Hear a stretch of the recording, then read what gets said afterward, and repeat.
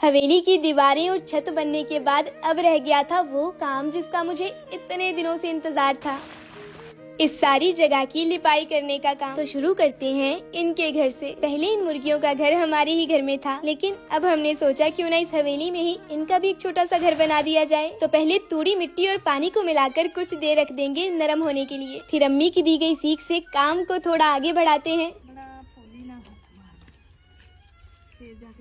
अब क्योंकि मुझे तो इस काम की कुछ खास समझ है नहीं, तो अम्मी समझा रही थी कि अगर हल्के हाथों से दीवार पर मिट्टी को लगाओगी तो आसानी से लगती जाएगी और काम भी जल्दी खत्म हो जाएगा। वैसे मेरे लिए तो ये कच्चा घर, मिट्टी के काम, ये सब कुछ नया ही है, लेकिन इन दीवारों की लिपाई करते हुए अम्मी उन्हीं पुराने दिनों को महसूस कर रही थी और साथ ही साथ मुझे अपनी कहानियाँ भी सुना रही थी कि कैसे वो नानी अम्मा के साथ मिलकर अपने कच्चे घर को सजाया करती थी। और बस अम्मी की इन खूबसूरत कहानियों ने तो हमारे काम को और भी आसान बना दिया और बातें करते करते कब हमारा आधा काम हो गया हमें पता भी नहीं चला और शाम तक हमारी मुर्गियों के घर और इस दीवार की लिपाई भी पूरी हो गई। वैसे आप बताइए, क्या आपकी किसी पुराने कच्चे घर से कोई खास यादें जुड़ी हैं?